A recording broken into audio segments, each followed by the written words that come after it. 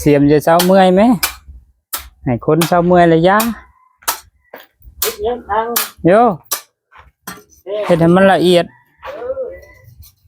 เอาเห็นมันละเอียดได้เนาะมันจะกินเทได้กับบางนี่กันเทนาอันนี้ก็เอาขึ้นมาไว้ทางไว้แล้ว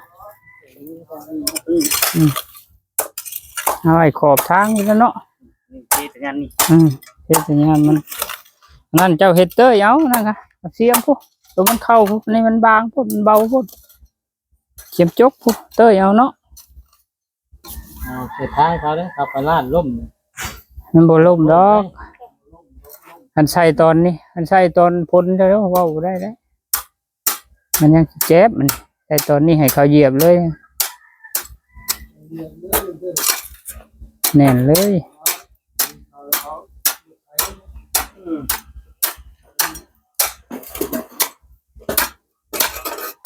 นี่ได้แต่พุทธนี่เนาะบ่หรอกเทียมชื่อนะเอาเทียมชื่อน้ำเล่านะได้มาคุณสิ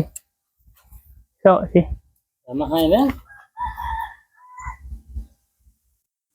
ตัวนี้น่าจะเอาซ้ำเดียวเนาะฮะซ้ำมาได้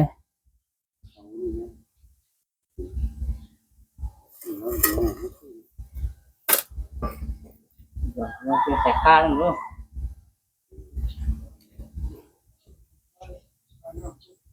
เห็นเวอร์ไปสิบ่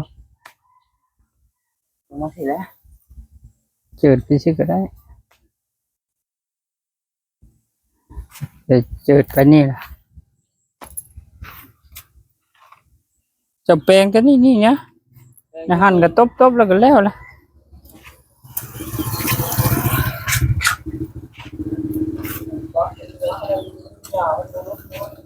ตัวลมเนาะ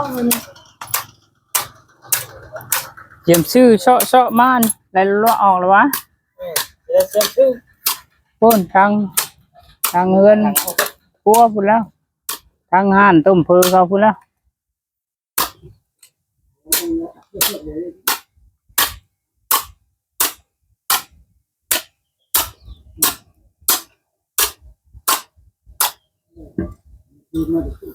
สูงดีเนาะพูดออกกับบย่านแล้วมันแน่นดิเนาะ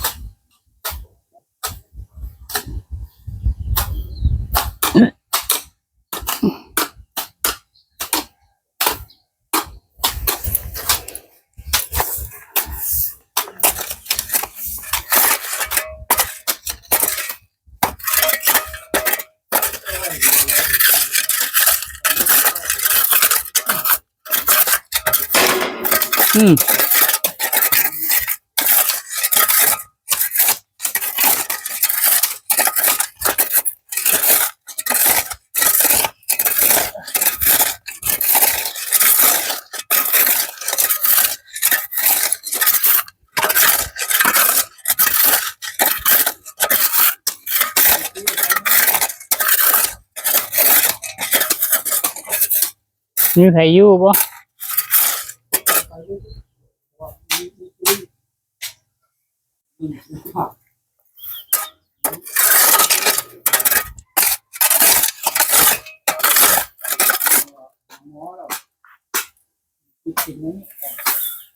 ฮะเห็นปะมันมีคนปะอยู่ปะฮะที่อยู่ใจขั้นนั้นด้วย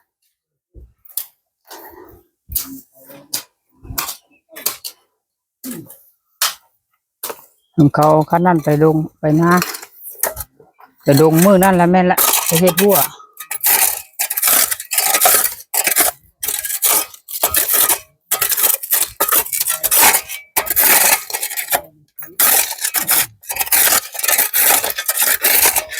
ใช่ผู้นึงก็ไม่มาบุ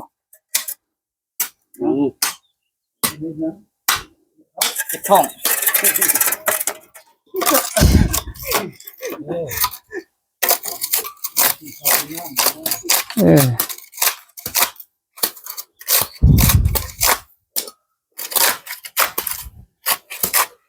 เจโล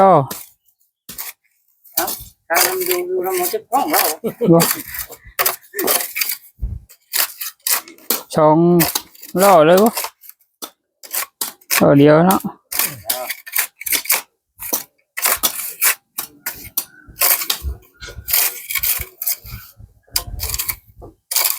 เอาทำห่าง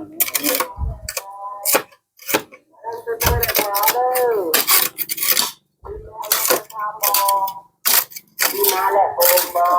แม่มาแล้วโอมบอมาแล้วโอมบอใส่มือเล็กมือเลยใส่เก้า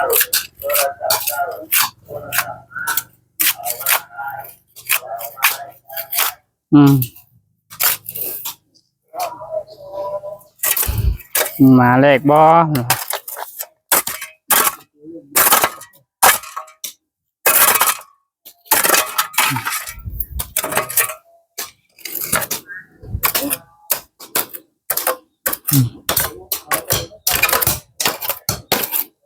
เล็กนี่ก็ชุดนี้เลยวะ สุกมาหอนนี่ก็ย่าละ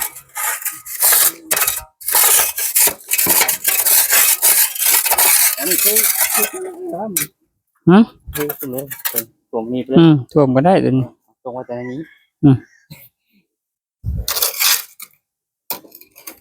ท่วมก็ได้แรงก็ได้เป็น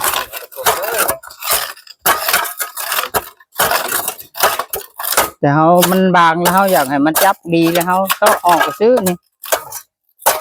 เขาสีเทบางนี่สิบจับเทนาจะเทใหม่เลยขึ้นขึ้นเลยแล้วนี่ได้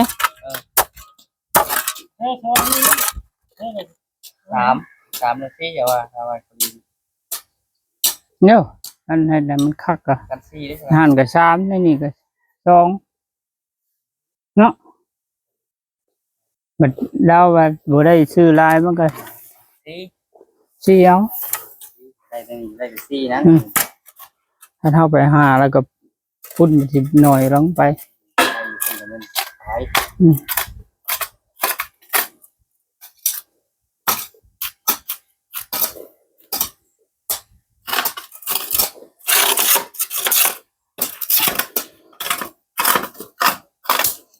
พอละเห็นไงลายสิเบิดลงหันละบ่แตกดอกซ้ำนั่นล่ะเนาะอันหมอนั่นอีกหมอนั่นกับบุแม่นมันสิเฮ็ดจะลุกลงแล้วน่ะมันบัดสิคูณบ่คูณก็มันต้องได้ค่ำเนาะเอามันเพียงว่ะเพียงเสมอตลอดมันจะอยู่ได้ เสียไปรถเรื่องตัวนี้นะไปเที่ยวเล่นเขาเรื่องเขา นี่เลยโอ้ยทำใดก็ได้นะของแนวเฮาประหยัดคือว่าแนวประหยัดเนาะถ้าบ่ประหยัดจะเอาเท่าไรก็ได้นี่เฮาบัดประหยัดบ่ได้เอาลายแล้วเฮาสิเอาไปลายมันบ่พอได้บ่พอเฮาได้ไปซื้อปูนไม้ได้เฮาผู้ท่าก็ได้บาดนี้เสียเวลาเฮาผู้ท่าก็ซื้อได้เจ้าแล้วเจ้าได้ย่อคายไว้ได้ความคิดนะอันอื่นจะบ่เกี่ยวดอกเรื่องพอบ่ให้รถทุนใดล้มได้นี่แล้วก็พอ เอาเพื่อนที่ไหมของกระบะพ่นได้เอาพี่ยันลายของมดนี่นะเลาะไปฮะเอาคุณเอาหัวลวกเลยเอากูว่าเอา บ่ค้าได้บ่ค้าได้เว้าเดียวซ้ำนั้นเด้คันหมู่สิยาวไปพุ่นอยู่เอาขึ้นคายแล้วบัดนี้แม่นบ่วะคือว่าบ่ขึ้นก็แฮงดีเฮาสิซื้อปูนมาตื้มเฮาสิให้เทตัวนี้ให้ว่าอีกแล้วเนาะเจ้าข่อยชวมร้อยนี่เจ้าสิว่าได้ข่อยได้อันตั้งคายไว้แล้วข่อยชวมร้อยเข้าไปคอยพร้อมได้นี่โอ้ยสบายเลยเจ้าแต่ว่าตั้งคายแล้วเด้ เอาโลกเขามาเบรกเทียนมึงว่า คอยห้องเจ้าไปทางไหน โตเนาะ เห็นแล้วนะจ๊ะเท่านะ ลืมเจอเพื่อนคุกคนนั้น เอาไปชุกดินบัดนี้เอา ตาบัวแม่ตาบัวแม่ไปทางไหน บัวแบ่บ่อยู่ติ ไหน